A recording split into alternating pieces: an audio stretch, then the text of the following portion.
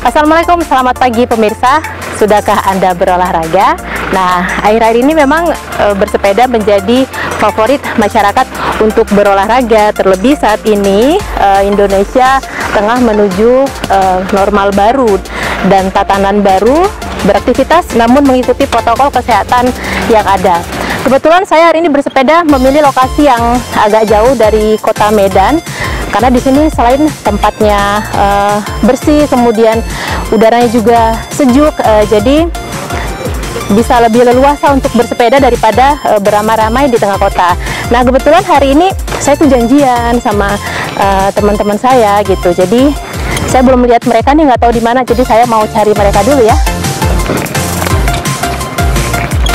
Selamat pagi. Pak Kakanwil. Wah, ini ada Pak Wakil Gubernur juga. Ini janjian ini kayaknya nih ya. Ya, ketemu di jalan tadi. Oh, ketemu di jalan. Oke. Tapi memang sepeda sekarang itu jadi pilihan masyarakat ya, untuk olahraga ya, Pak ya. Nah, ini kebetulan ada Pak Kakanwil. Ini tadi saya amati dari jauh nih, kayaknya Pak Wagubsu dengan Pak Kakanwil lagi ngobrol seru nih. Kira-kira lagi ngebahas apa, Pak? Ngebahas gimana hidup sehat dulu. Oh gitu. Setelah itu baru ngebahas gimana Sumatera Utara. Tapi tadi lagi ngobrol sehat, gimana sepedaan, terus juga lihat cuaca, udara hari ini, situasi pelayanan di tempat Pak Kanwil juga. Oh gitu. Tapi ini momen yang jarang loh. Ada Pak Kakanwil Kumham Sumut, kemudian ketemu sama Pak Wagubsu. Ini pasti ada obrolan yang serius nih yang dibahas ini. Bener nggak nih? Oke, jadi pemirsa, teman-teman yang saya maksud tadi adalah ya bapak-bapak ini. Ada Pak Sutrisno, Kepala Imigrasi, Kepala Kakanwil Kumham Sumatera Utara. Kemudian ada Wakil Gubernur Sumatera Utara Bapak Musa Rajeksa, atau yang biasa akrab dipanggil dengan Pak Ijek. Nah, ini ngomong-ngomong tatanan baru Sumatera Utara nih. Ya Pak Kakanwil, boleh kembali dong Pak. Sepedanya mungkin boleh parkir di sini. Boleh. Nah, jadi kalau kita obrolin tentang tatanan baru Sumatera Utara, kemudian ada pelayanan juga nantinya akan semuanya beroperasi, dan masyarakat juga diwajibkan untuk mentaati protokol kesehatan. Saya mau ke Pak Ijek dulu ini sebagai perwakilan pemerintah yang menyusun kebijakan, kemudian mengkonsep juga mendesain kira-kira bagaimana nantinya yang akan diterapkan kepada masyarakat, Pak. Ya, memang kita kan tidak mungkin juga membiarkan keadaan ini seperti ini terus. Kita harus mulai aktivitas, tapi dengan catatan harus menjaga kesehatan lingkungan, kesehatan masyarakat. Jadi protokol kesehatan harus dengan aktivitas yang ada. Tapi juga semuanya ini kita lagi sudah masuk dari kabupaten kota kita, karena masing-masing kabupaten kota kita kan berbeda-beda ya, pelayanan dan juga protokol kesehatan, karena kita melihat juga jumlah pasien, jumlah yang terdampak COVID. Setelah itu kita sudah ngajukan ke pemerintah pusat, nanti dari pemerintah pusat akan memutuskan seperti apa, dan pelayanan kita itu pastinya dari beberapa sektor pemerintahan, baik juga sektor usaha, sektor pendidikan, dan hal-hal lain itu. Secara umum Pak, akan seperti apa sih nanti Pak? Ya, secara umum untuk new normal ini sudah ada arahan-arahan dari pusat, bahwa contohnya saja misalnya pelayanan paspor misalnya, itu kita sudah ada instruksi dari pusat namanya Easy Paspor. Easy Paspor itu di samping kita menjemput bola kepada atau melayani masyarakat, kita juga mencegah penyebaran COVID-19 ini. Easy Paspor ini kita lakukan misalnya kita memberikan pelayanan pemberian paspor itu ke masyarakat. Misalnya seperti kemarin hari Sabtu kita lakukan layanan Easy Paspor itu di Cemara Asri. Cemara Asri. Di Cemara Asri itu yang penting ada siapa yang bertanggung jawab di sana, artinya koordinatornya, lalu menghubungi kami, Pak ini ada minimal 50 orang, lalu kami datang ke sana, kita menggelar layanan. Jadi setiap orang yang di Cemara Asri sekitarnya atau pas kebetulan yang ada di situ boleh melakukan penggantian paspor maupun pembuatan paspor baru. Nah itu yang pertama. Yang kedua juga layanan ini di samping itu kita juga sekaligus sambil menyelam minum air, kita mengawasi orang asing yang ada di sini. Termasuk kita memberikan layanan kepada warga negara asing, sekaligus mengawasi orang asing melalui pelayanan itu. Karena orang asing yang ada di Sumatera Utara ini ada kurang lebih sekitar 1.500-an yang tersebar di 33 provinsi kabupaten kota di Sumatera Utara, sehingga tadi yang disampaikan Pak Wagub tadi seperti itu, kita menyambut pelayanan yang ada di sini, sehingga nanti akan ada kolaborasi antara pemerintah daerah dengan kami yang dari pusat itu. Konsep sudah dibikin ya Pak ya untuk tatanan baru, juga dalam proses pengajuan ke pemerintah pusat untuk sosialisasi nanti ya kepada masyarakat. Nah terkait dengan pelayanan ini Pak, tadi kan kalau dari sisi imigrasi sudah siap nih untuk jemput bola, kemudian ada pelayanan izin paspor juga. Nah nantinya bagaimana Pak ke masyarakat yang harus ditekankan dari pemerintahnya Pak? Ya pastinya nanti kan akan ada sosialisasi yang lebih masif ya, karena kan instansi kita banyak beberapa instansi yang pelayanan langsung ke masyarakat, termasuk juga di internal kita, terutama perizinan. Memang selama ini kita pun sudah sistem online itu sudah berjalan, karena ada juga yang harus pertemuan langsung. Jadi pelayanan seperti di kita pemerintahan sendiri, seperti di Dispenda, pajak kendaraan bermotor, ini kan merupakan salah satu andalan PAD kita. Ini juga tidak bisa berhenti, jadi samsat keliling kita tetap, pelayanan counter tetap, tapi tetap ada protokol kesehatan seperti pertemuan langsung itu dibatasin dengan screen, baik dengan face mask, juga di kantor dengan pelindung kaca, supaya tidak langsung juga. Dan yang hal-hal lain juga, karena kita juga tidak bisa melihat situasi ini kan ekonomi terganggu. Betul. Jumlah pariwisata, wisatawan yang datang dari luar juga sekarang ini sangat-sangat minim. Ini harus kita bangkitkan lagi karena supaya ekonomi di daerah juga hidup. Jadi salah satunya adalah meyakinkan pihak luar bahwa Sumatera Utara sudah siap menerima orang-orang yang masuk, dan Sumatera Utara juga sudah menjaga protokol kesehatan dan juga menekan bagaimana penyebaran COVID ini tidak begitu luas.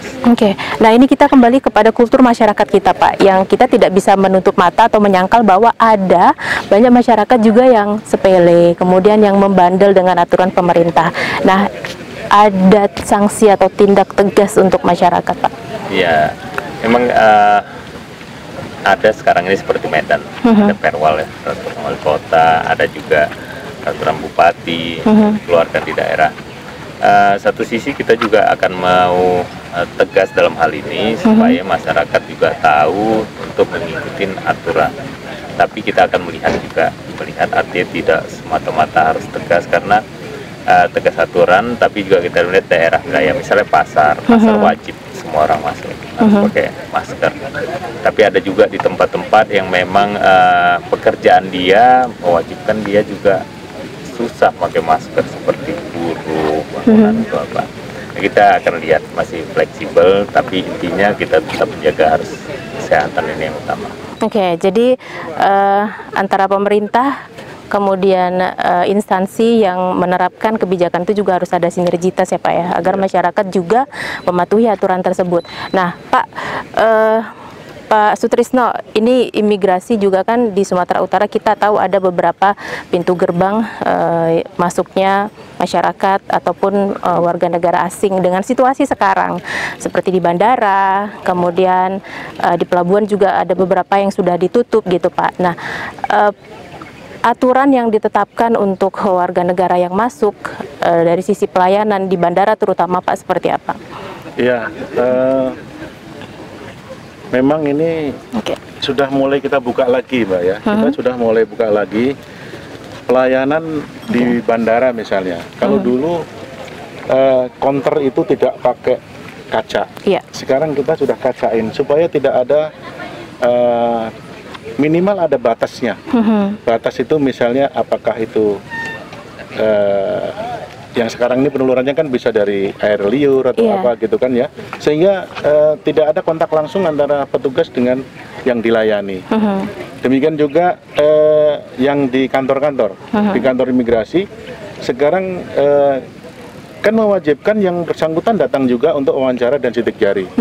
Itu sehingga sekarang untuk pelayanan di kantor imigrasi itu sekarang mejanya dibelah dua, Bu. Dibelah dua. Jadi orang yang dilayani dengan petugas, tengahnya ada kaca. Oke. Ada kaca, sehingga semuanya juga pakai apa? Face shield, Pakai ya, face up. Demikian juga yang dilayani wajib pakai masker, sehingga nanti ini bisa mencegah COVID-19, tapi pelayanan tetap jalan terus, kan gitu. Oke, itu juga sebagai sumber PAD pemerintah daerah juga ya Pak ya. Nah ini menarik sekali pembahasannya, nanti di segmen berikutnya pemirsa kami akan masih berbincang mengenai sinergitas atau kolaborasi pemerintah Provinsi Sumatera Utara dengan Kakanwil Kumham Sumut menuju tatanan baru masyarakat Sumatera Utara. Kita kembali sesaat lagi.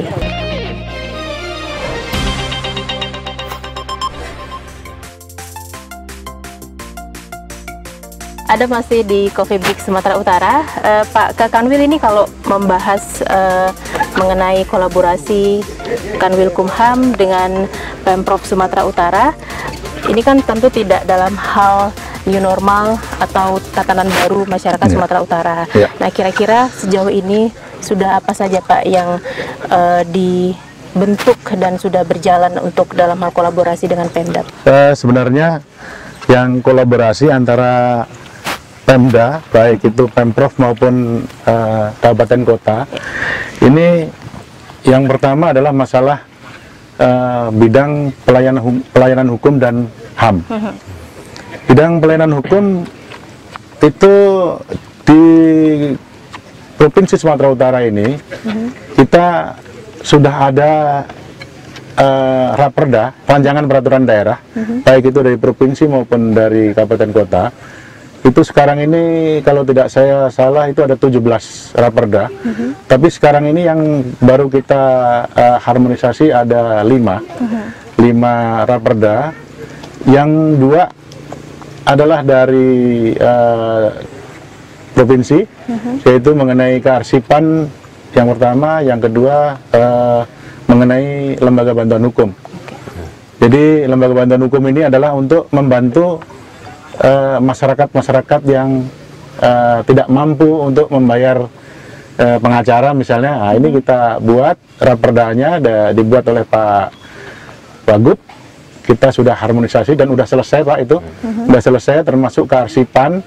Itu sudah selesai, kita tinggal kirim ke DPRD nantinya.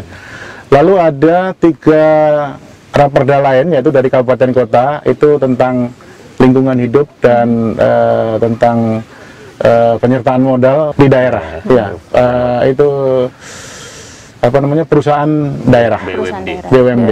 Nah itu. Lalu itu di bidang pelayanan hukum tentang raperdanya.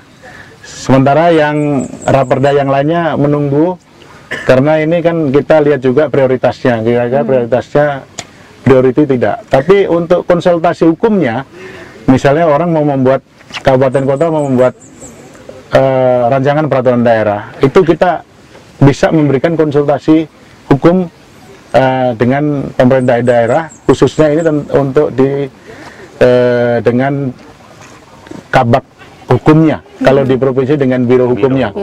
Nah, lalu mengenai HAM kita juga sampai sejauh mana kita memberikan kontribusi kepada pemerintah daerah, baik provinsi maupun kabupaten kota, penegakan HAM-nya.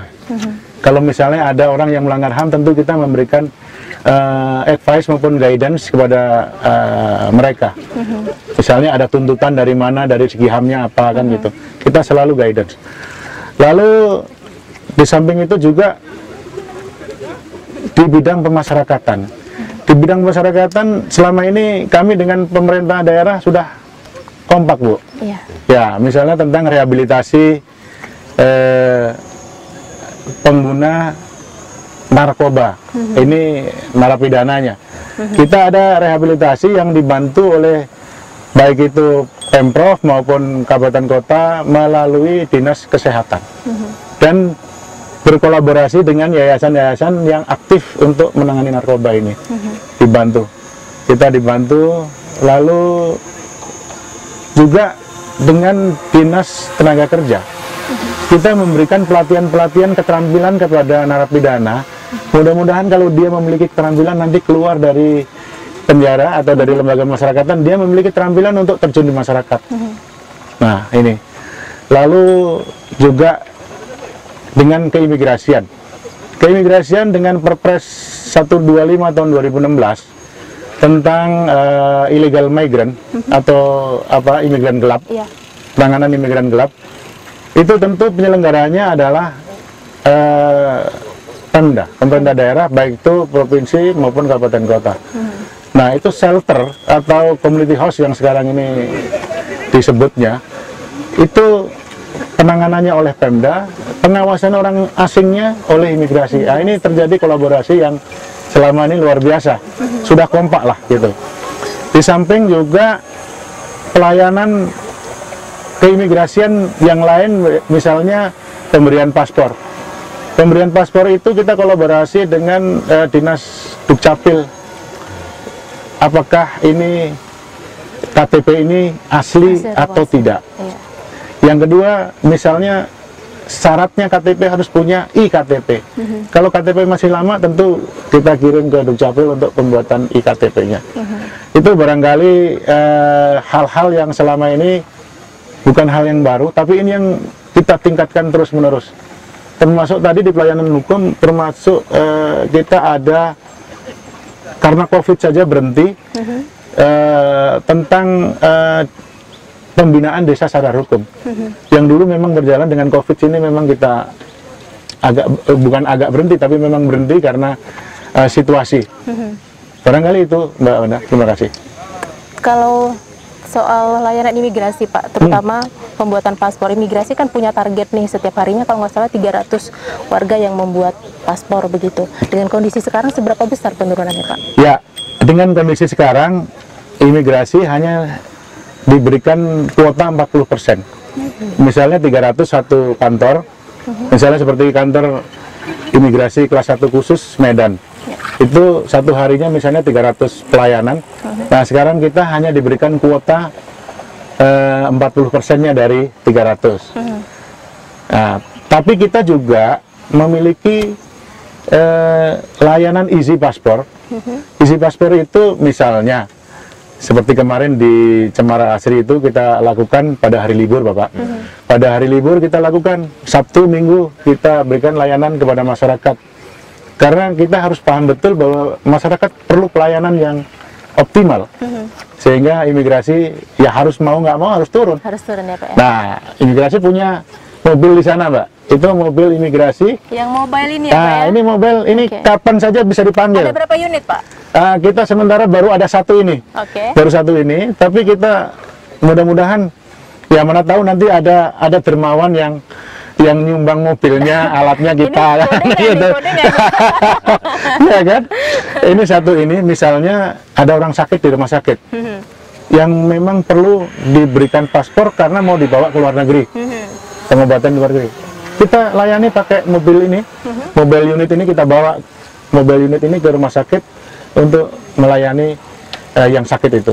Ya. Nah, ini saya mau ke Pak Ijek nih soal kolaborasi tadi ya, Pak ya. Kolaborasi ada banyak yang diungkapkan oleh Pak Kakanwil tadi.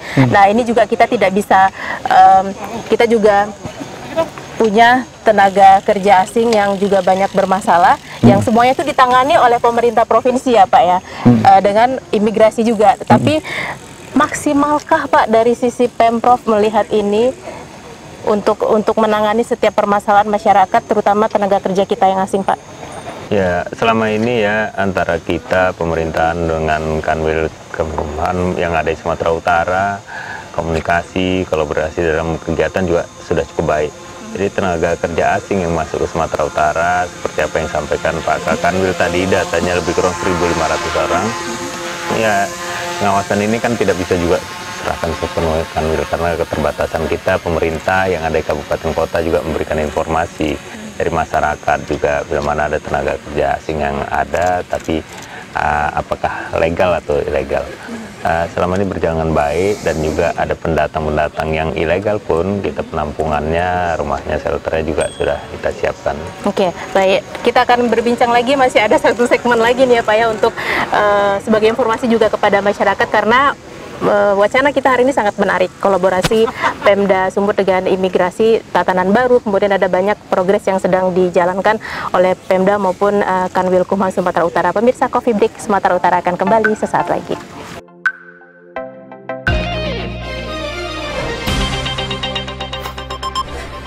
Kita tahu ada banyak permasalahan juga di Kementerian Hukum dan HAM, mulai dari lembaga pemasyarakatan, overload, kemudian apa yang dilakukan oleh Pemprov Sumut untuk mendukung kolaborasi ini, Pak? Ya, pertama mungkin dari pengurusan paspor selama ini sudah baik, malah terus dari imigrasi peningkatan pelayanan terus. Walaupun sekarang situasi COVID tetap pelayanan dengan baik. Kedua, memang masalah lapas lembaga permasyarakatan ini bukan hanya di Sumatera Utara, saya rasa seluruh Indonesia memang over kapasitas itu terjadi mana-mana. Kita melihat ini karena setiap 17 Agustus juga kami diundang dengan Pak Gubernur, selalu upacara di sana dengan para narapidana. Kita melihat situasi ini memang pentinglah ke depan kita juga ikut memikirkan bagaimana lapas ini sarana prasarananya juga baik dan mencukupin, terutama areal luas tanahnya. Pak Gubernur juga pernah menyampaikan kalau memang nantinya Sumatera Utara mempunyai lahan yang bisa diberikan kepada Kanwilkumham yang ada di Sumatera Utara untuk kita sumbangkan untuk membangun lapas yang baik. Karena apa? Lapas ini juga penting. Kita lihat setelah narapidana ini keluar, seperti apa yang disampaikan Pak Kanwil tadi, kan harus juga dia bisa berbaur ke masyarakat, harus dia bisa beraktivitas dan bekerja di masyarakat. Ini yang penting, kita lapas di dalam ini juga mencukupin untuk pelatihan-pelatihan, sarana olahraga, fasilitas-fasilitas lain, terutama juga lapas anak kita. Ini yang kita mau terus tingkatkan, dan mudah-mudahan ke depan Sumatera Utara, pemerintah Provinsi Sumatera Utara bisa bekerja sama dengan Kanwilkumham yang ada di Sumatera Utara untuk membuat lapas yang lebih layak untuk dihuni. Pak Kanwil, seberapa parahnya overkapasitas di lapas kita, Pak? Ya, sebenarnya udah hampir 100%, malah ada yang beberapa lapas atau rutan sudah 100% lebih. Contoh saja, misalnya seluruh Sumatera Utara nih kapasitasnya hanya 14 ribuan lah. Sekarang ini sudah hampir 30 ribu. Wow. Hampir 30 ribu. Lalu contoh misalnya seperti di rutan Labuan Deli. Labuan Deli itu kapasitasnya cuma 600, tapi sekarang isinya sudah hampir 1.500. Nah ini kan udah 100% lebih, sehingga penawaran dari Pak Wagub tadi merupakan suatu hal yang luar biasa buat kami. Tentu kami akan menyambut, sekalipun nanti setelah itu kita pasti akan berbicara masalah bagaimana cara membangun dan lain-lain. Tapi apapun itu suatu pemikiran Pak Wagub yang luar biasa untuk kontribusi kepada kami nanti di sini, sehingga nantinya akan ada mungkin lapas yang besar, sehingga untuk tinggal pun layak lah gitu ya. Kalau sekarang memang satu sel isinya 40, itu yang kadang-kadang satu sel kan harusnya cuman isi 15, bisa 30, bisa 40, karena memang keadaan yang terpaksa. Terus dengan kondisi sekarang Pak, pandemi, bagaimana Pak? Ya, tentu dengan kondisi pandemi ini, sebenarnya kalau untuk narapidana, itu kan orang nggak pernah keluar. Betul. Nggak pernah keluar, tentu udah shift sebenarnya. Shiftnya lebih shifty kita yang di luar ini ya Pak ya? Yang di dalam, justru karena nggak pernah keluar. Tapi oleh karena itu, penjaga-penjaga lapas maupun pegawai-pegawai lapas, kami tekankan setiap orang harus memiliki 1 botol sanitizer untuk menyemprotkan barang-barang yang sering dipegang. Contoh handle pintu.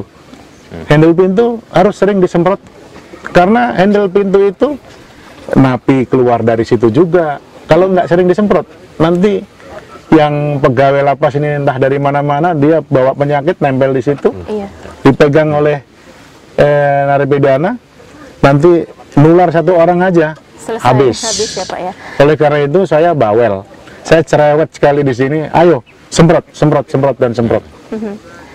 Itu. Jenguk nggak boleh ya Pak ya? Sekarang untuk menjenguk itu masih belum diperbolehkan. Lalu bagaimana caranya untuk mengatasi kerinduan keluarga dengan WBP narapidana? Tentu kita siapkan ini Bu, kita siapkan sarana berupa handphone maupun laptop untuk kunjungan online. Jadi mereka bisa video call dengan keluarganya, saling bercurhatlah di situ. Paling enggak mereka punya waktu antara 5 sampai 7 menit. Nah itu per orang. Karena kan antri banyak ini. Ini itu. Oke. Nah Pak Wagub, dengan kondisi ini tadi Kanwilkumham sudah berkomitmen walaupun pandemi mereka berkomitmen untuk membantu PAD Sumatera Utara dengan layanan imigrasi tetap berjalan ya Pak ya. Nah kalau dari Pemprov Sumut seberapa besar komitmen yang ingin ditegaskan Pak? Tidak hanya instansi ini saja gitu, tetapi mungkin juga instansi yang lainnya untuk membantu PAD Sumatera Utara dengan kondisi sekarang Pak. Ya sekarang ini memang kan kita selalu mengundang para stakeholder dan Forkopimda yang ada di Sumatera Utara untuk menyampaikan bagaimana situasi saat ini. Terus kedua juga bagaimana penerapan new normal ini ke depan. Dengan ini kita akan mendengar juga dari instansi-instansi yang lain apa kira-kira yang akan dilaksanakan dan apa kira-kira yang bisa kita berikan, kita bantu juga supaya sinergi ini berjalan dengan baik, supaya masyarakat juga merasa terlayani dan kita juga untuk PAD ini, walaupun memang tetap PAD ini terkoreksi saat ini hampir 40% kita penurunan PAD kita, tapi kan tidak bisa juga kita berdiam diri ya. Kita harus tetap berinovasi, tetap bekerja sama. Mudah-mudahan ke depan ini semakin baik karena memang situasi sekarang ini kan belum pernah terjadi. Sayang sekali Pak, waktu kita terbatas. Sebelum closing ini ada sepertinya sesuatu yang ingin diberikan kepada dari Pak Kanwil ke Pak Wagub sepertinya. Mohon izin Pak Wagub, ini kebetulan kita punya majalah. Walaupun ini tidak setiap hari terbit, tidak setiap minggu terbit, tapi ini bulanan, kadang-kadang 2 bulanan. Tergantung Pak. Jadi tempo ini Pak, tempo terbit, tempo enggak. Tapi mudah-mudahan ini pas ada juga foto Bapak ini. Terima kasih Pak. Mudah-mudahan ini juga salah satu pelayanan sosialisasi program. Karena baru salaman mungkin boleh pakai hand sanitizer dulu Pak ya. Baik pemirsa, ini menjadi penghujung Coffee Break Sumatera Utara dengan tema kolaborasi Pemda Sumatera Utara dan Kementerian Hukum dan HAM Sumut menuju tatanan baru. Dan ada banyak sekali masukan, kemudian sosialisasi informasi juga yang diberikan kepada masyarakat terkait apakah pembuatan paspor maupun protokol kesehatan yang kita semua tahu harus dipatuhi oleh masyarakat. Terakhir sedikit aja Pak Wagub dan Pak Kakanwil ingin memberikan closing statement seperti apa? Singkat aja Pak, kepada warga Sumut. Kesempatan ini saya ingin menyampaikan seluruh warga Sumatera Utara, suasana pandemi COVID ini belum selesai. Kita harus sama-sama menjaga kita, diri kita, keluarga kita, lingkungan kita. Patuhin protokol kesehatan yang sudah disampaikan pemerintah. Terima kasih. Silakan Pak Kakanwil. Ya, walaupun musim pandemi COVID-19, kami dari Kumham tetap melakukan pelayanan kepada masyarakat secara prima. Terima kasih. Oke, baik. Kita boleh sepeda lagi ya Pak ya. Masih cuacanya juga bagus, udaranya segar. Jadi sayang kalau kita tidak manfaatkan suasana ini. Ya pemirsa, maka ini menjadi penutup program Coffee Break Sumatera Utara. Saya Wanasari dan seluruh kerabat kerja yang bertugas mengucapkan terima kasih. Assalamualaikum dan sampai jumpa.